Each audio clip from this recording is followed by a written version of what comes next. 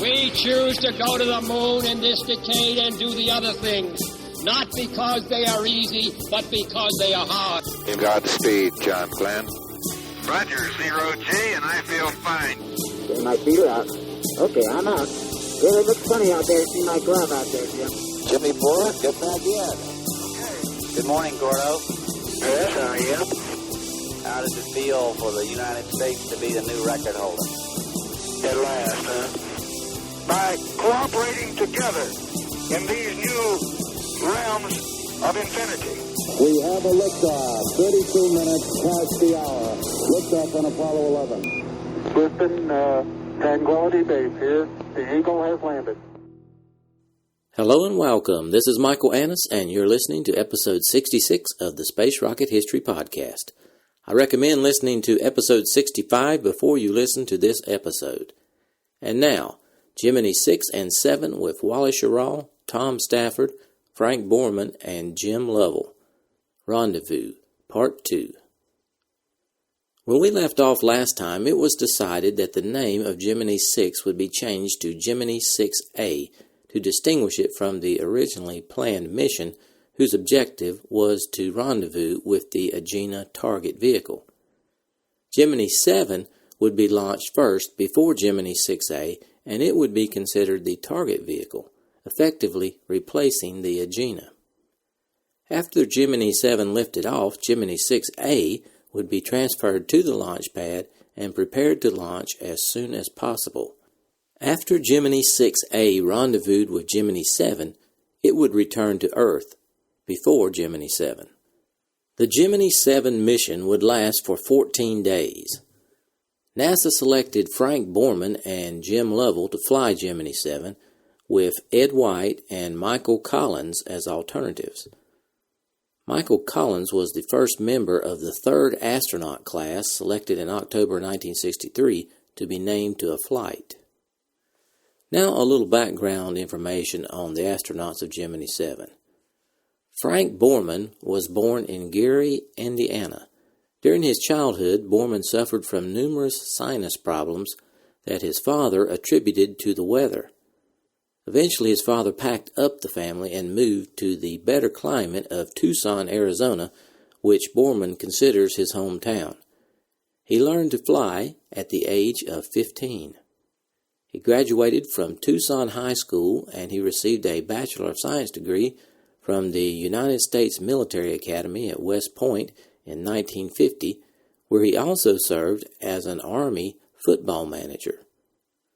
Also in 1950, he married Susan Bugbee, and they had two sons, Frederick and Edwin. Immediately after he graduated from the academy, Borman was commissioned in the U.S. Air Force and served with the 44th Fighter Bomber Squadron in the Philippines between 1951 and 1956.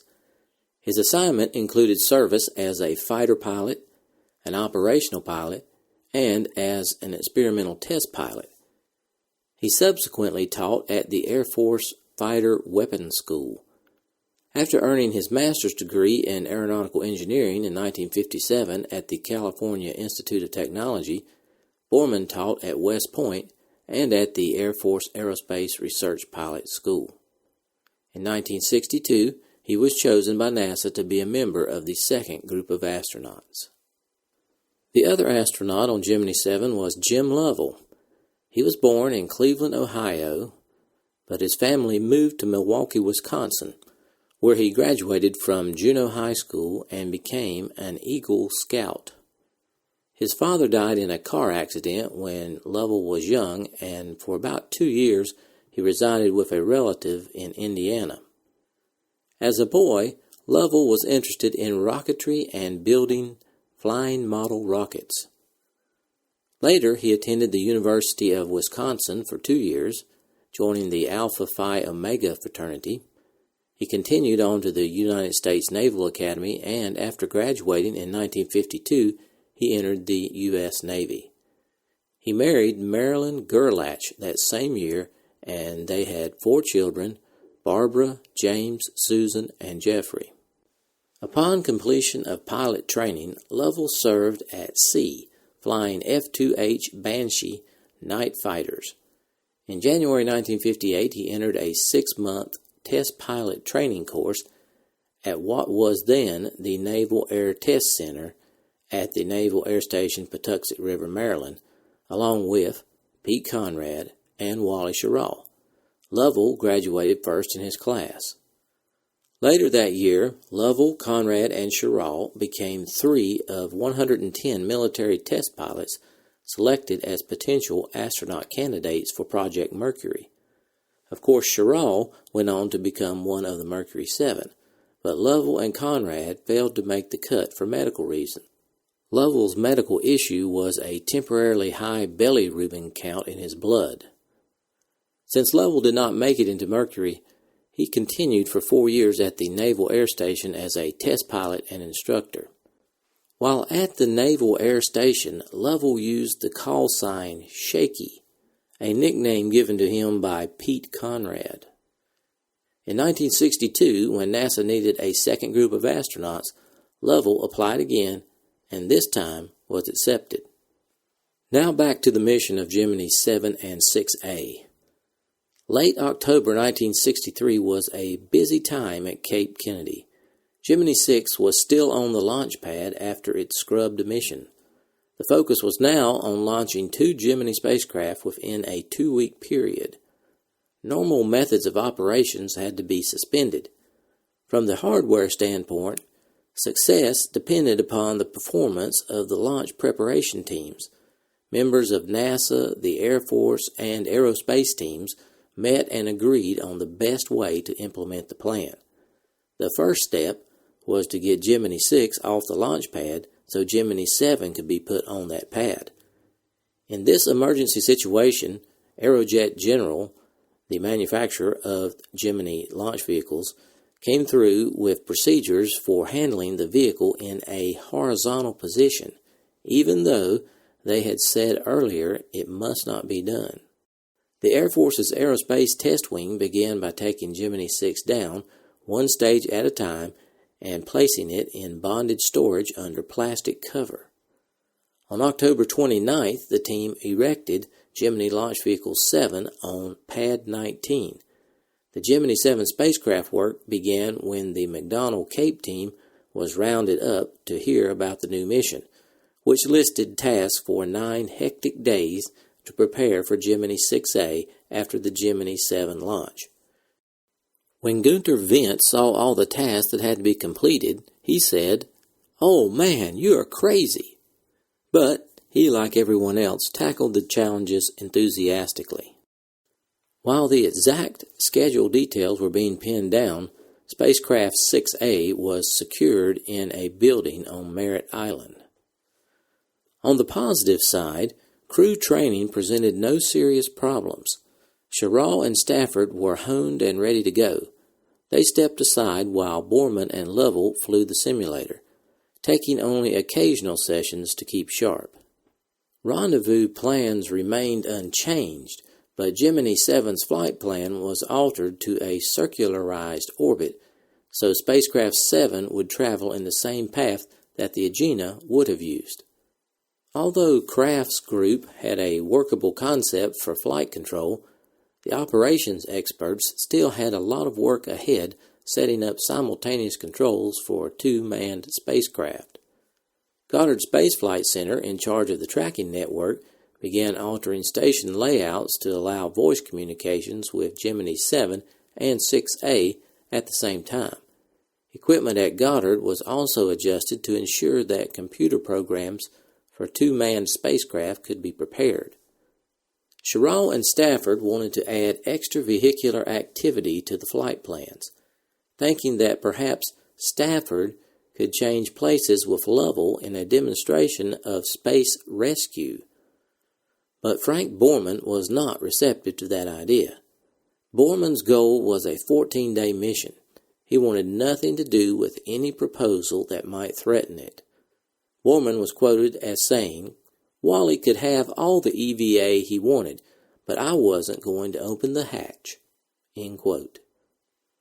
There were real hazards in trying to exchange pilots in mid-space, since the life support hoses would have to be detached and reconnected in a vacuum.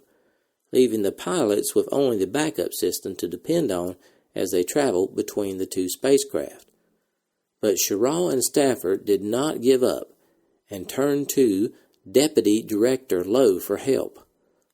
Lowe knew that Stafford, one of the taller astronauts, sometimes had trouble getting out and back into the spacecraft during zero-G testing. Even the barest chance that this might happen during the mission made the whole idea seem too risky to Lowe. But he passed the crew's wishes on to NASA headquarters.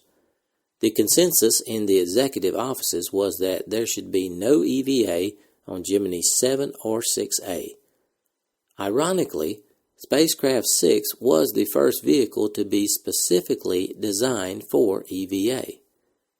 And for the original mission of docking with the Agena, Schirra had worked hard to eliminate the EVA, so he and Stafford could focus on rendezvous. Apparently, he had done a good job.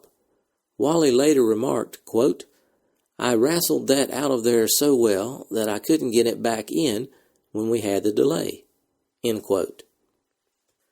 With the EVA issues settled, let's turn our attention toward the Gemini VII mission. Frank Borman and Jim Lovell had put in long hours getting ready to spend 2 weeks in space, working directly with the Gemini 4 pilots and talking with the crew of Gemini V. Borman and Lovell learned much about what to take with them and how to be prepared physically and psychologically. They already knew the spacecraft systems, but they needed to figure out how to live in such confined quarters for so long and still perform useful work. As successful as the preceding missions had been, they still wondered if 6 extra days could be safely added to the flight. On Gemini 4, Ed White and Jim McDivitt had been fatigued. On Gemini 5, Cooper and Conrad had gotten tired and bored. Both crews stressed the impossibility of sleeping alternatively, so Borman and Lovell resolved to sleep and work together. The astronauts and mission planners had learned another lesson from Gemini 4 and 5. Prescribing tasks for assigned times during a flight was pointless, so Borman and Lovell would take off with what was in essence a flight plan outline.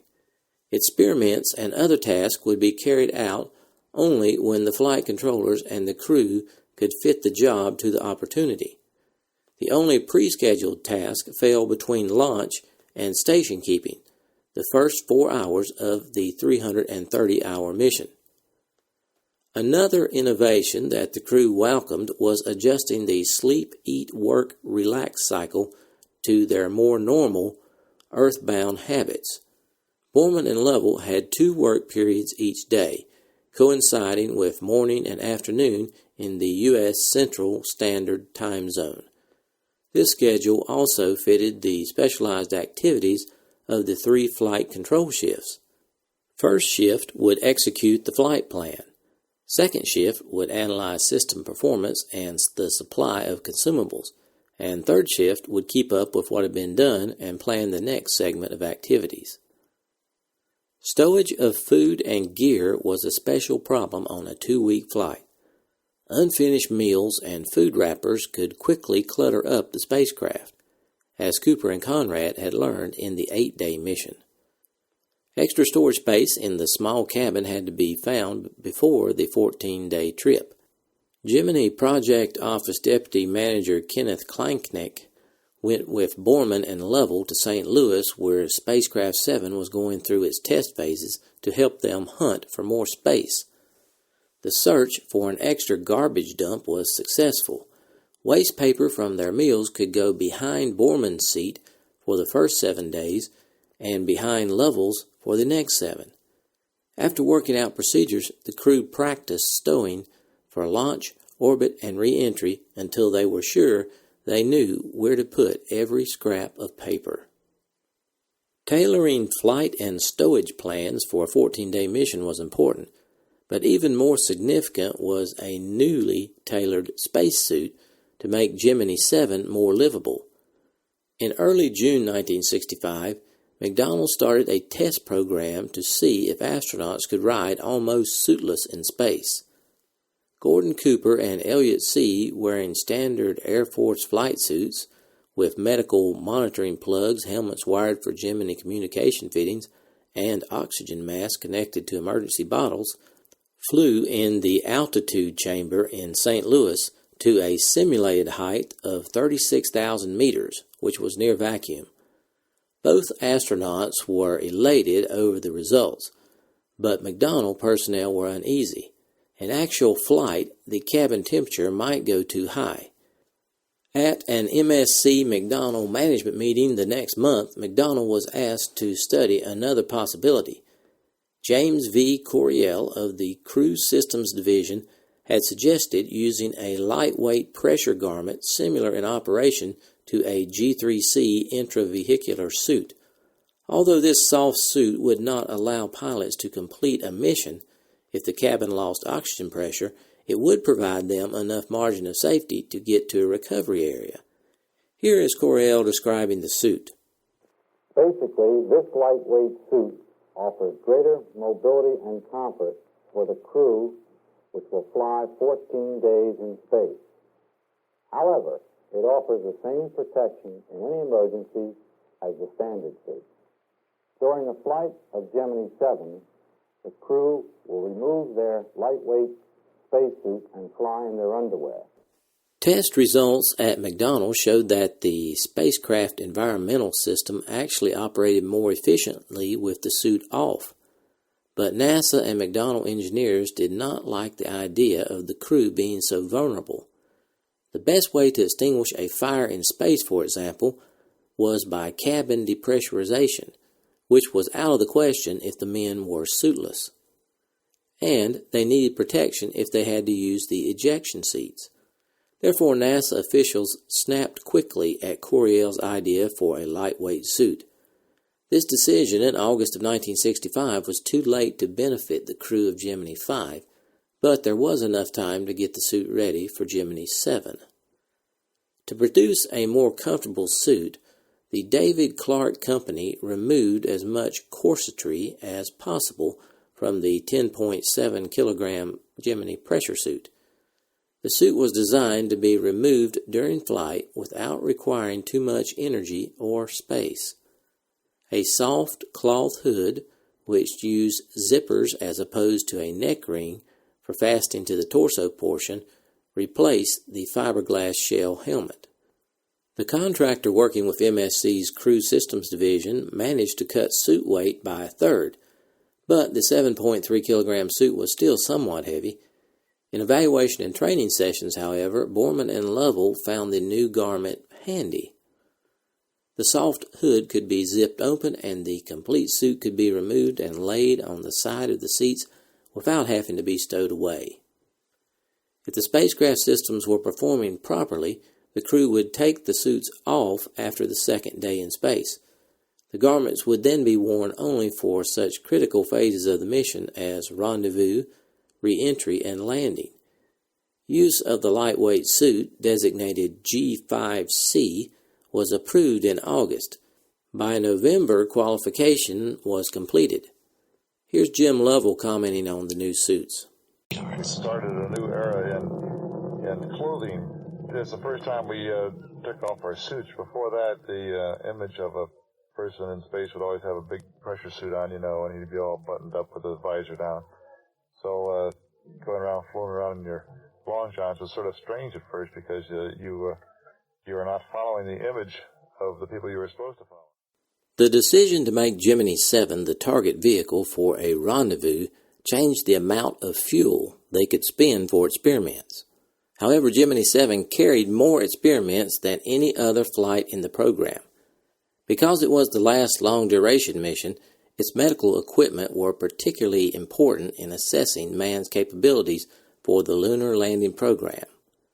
Of 20 experiments, 8 were medical, a higher ratio than any other Gemini flight. 2 of the medical experiments, calcium balance study and in-flight sleep analysis, were better suited to a clinic than a small spacecraft cabin and were viewed with something less than enthusiasm by the crew. Even the name of the in-flight electroencephalogram experiment made the astronauts a little nervous. Although it was merely a study of the sleeping habits in Gemini, the EEG was normally used to diagnose subtle disturbances such as epilepsy and brain tumors. But some specialists believed the brain's wave recordings could offer more information, and the astronauts were understandably wary of how the results might be interpreted. Changing the name to in-flight sleep analysis solved only half their problem. Since normal hair growth would dislodge the scalp sensors after 48 hours, the information had to be gathered at the worst possible time, the first night, when most people have difficulty sleeping in a new environment. Borman and Lovell also were not enthusiastic about the calcium balance study. It was quite a nuisance because they had to keep a complete record of body intake and waste for 9 days before the flight, 14 days during the flight, and 4 days after the flight. Before and after the mission, a nutritionist from the National Institutes of Health limited the items they could eat and drink and weighed out their meals in grams. Almost a month of this regime did not appeal to the crew. The only other medical experiment making its spaceflight debut was the bioassay of bodily fluids experiment. Its purpose was to study the effects of spaceflight on bodily fluid chemistries that might be affected by physical and mental stress. The experimenters hoped to draw some conclusions about the physiological cost of spaceflight by analysis of urine samples. In categories other than medical, scientific, technological, and defense, only 3 experiments were being flown for the first time. The other 9 were repeated from Gemini 4 and 5. 2 of the new experiments were technological. An in-flight laser transmitter to be aimed at a laser beam at the White Sands Test Facility in New Mexico to establish optical communications from space, and landmark contrast measurements of selected areas around the world, which might be useful to Apollo for guidance and navigation. The third was a defense experiment to determine the value of star occultation measurements for spacecraft navigation. Occultation occurs when one object is hidden by another object that passes between it and the observer. With everything settled, it's now time to move on to the launch. 4 years earlier, the chimpanzee Enos had barely completed 2 orbits of Earth. Now Borman and Lovell were ready to fly for more than 200 during 2 weeks in space. On December 4, 1965, they entered the spacecraft and settled into their couches. The minutes to launch ticked off with the astronauts checking systems, listening over communication circuits, and waiting to hear the erector go clanking downward. Here's the launch coverage. T-minus 90 seconds and counting. T-minus 90 seconds and counting. As we proceed down to the final moments of the countdown, the launch vehicle, first stage engines will ignite and build up some 430,000 pounds of thrust. When 77% of this thrust is reached, the launch vehicle is released from the pad. All this takes a matter of seconds, some 2.5 to 3 seconds.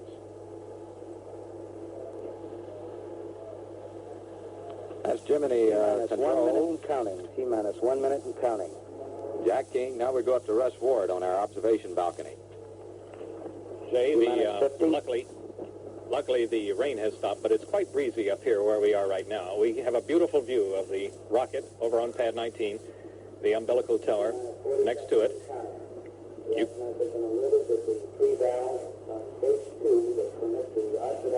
Down into the engine compartment will be open. T-minus 30 seconds and counting.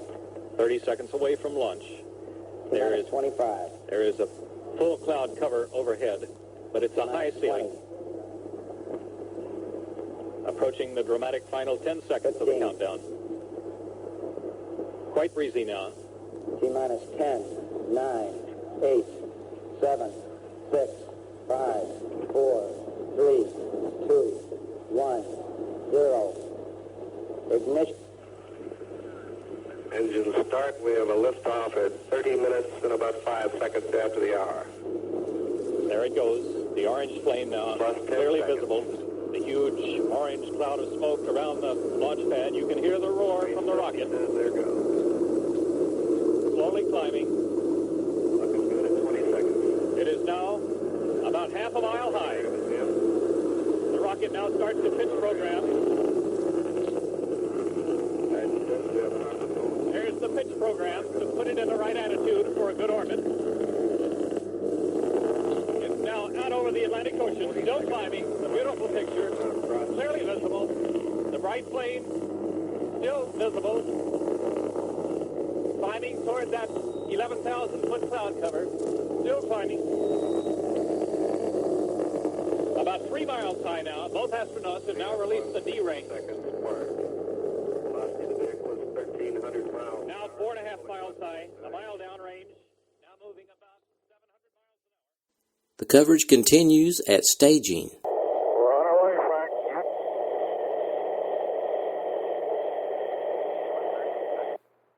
Coming up on 2 minutes. Mark 2 minutes.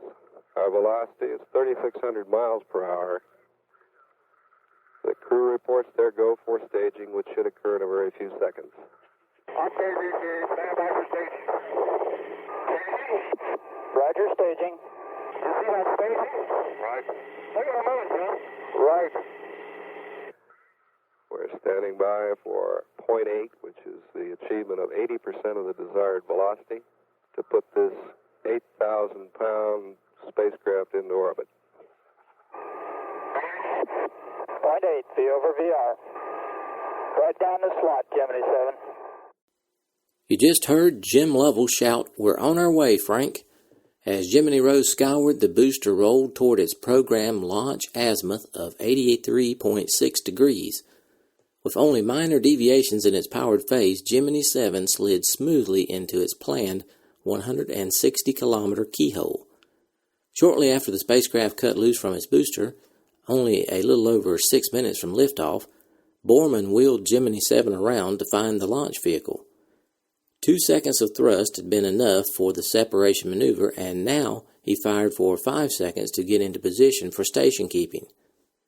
The afternoon sun glared through the windows, but in less than 30 seconds he saw the booster. The Titan II bounced up and down all over the sky, occasionally eclipsing the view of the sun. For 15 minutes, the crew took turns at formation flying and taking pictures. Station keeping was easy, but chasing the tumbling second stage was costing more fuel than Borman liked, and at 15 meters he was too close to such unpredictable motion anyway. He fired the spacecraft thrusters to move away. Here's Borman describing it. Borman reports he has the booster in sight. There she is, Jim. There she is. Our initial orbit was 87 by 177 nautical miles. This was very close to what we'd hoped for. As a matter of fact, I think that our launch vehicle was closer to nominal than any other one that's been fired. After insertion, we turned around and thrusted back toward our second stage, and then we station kept or remained with the booster. Actually, we were about 60 feet away from it for around 20 minutes. About 22 minutes into the flight, we thrusted away from our second stage and then got down to the business of a 14-day long-duration flight. Half an hour into flight, experiments began. Cardiovascular conditioning cuffs were snapped onto Jim Lovell's legs, where they started pulsing. The booster was still in sight with its lights flashing. Borman and Lovell saw some unidentifiable objects in orbit 5 to 6 kilometers away. About 7 p.m., they turned from sightseeing to housekeeping, and at 9:30 p.m. they ate their first meal in space. Intermittently, air-to-ground communication dealt with a fuel cell warning light, which blinked on and off. As night fell below, noise from the ground became less frequent, giving the crew a chance to catnap. Borman's suit was warmer than he had expected. He had to turn the control knob to the coldest setting. After breakfast the next day at 9:06 a.m., Capcom told the crew it was time to go to work.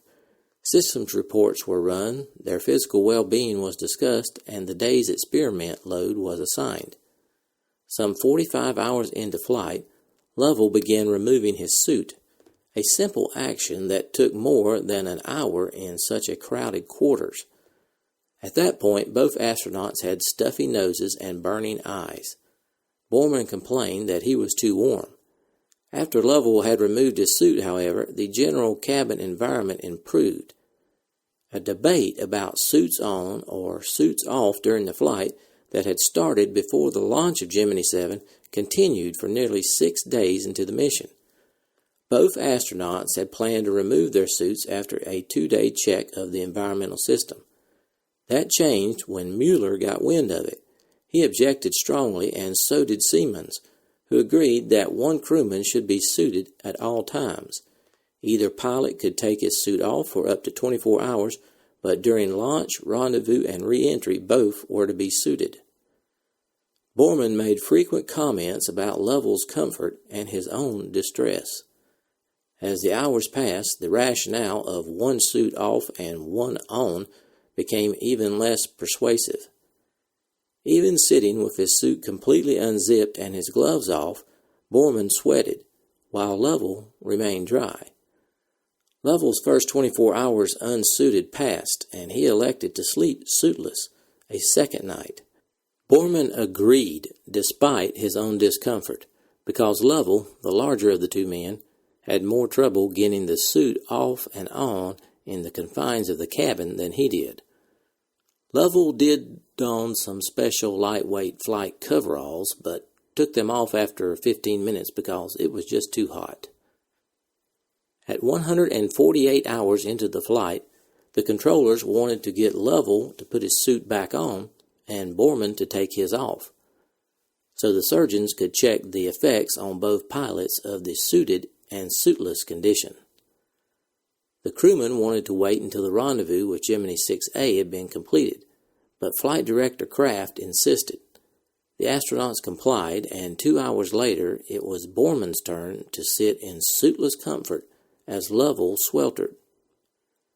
The suit question was working its way up the NASA chain of command, as the daily mission's evaluation reports became tinged with concern about how alert the crew would be for the coming rendezvous.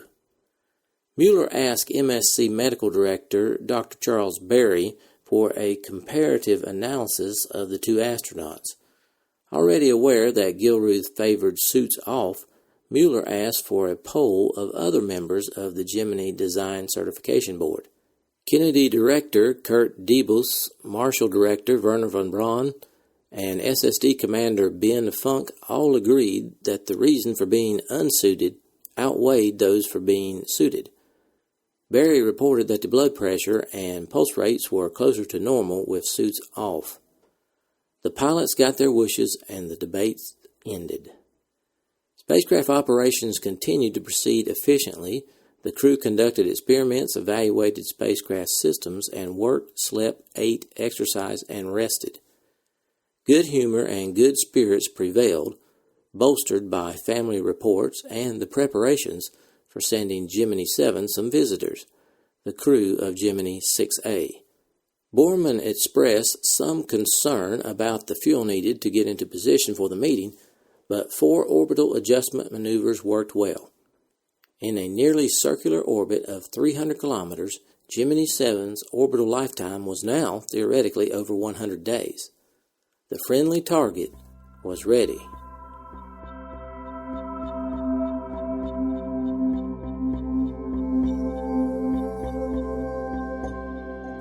Thanks for listening to this archive episode of the Space Rocket History Podcast. If you are financially able, please support the podcast by going to the homepage, spacerockethistory.com, and clicking on the orange Donate button or the Patreon link. Thanks.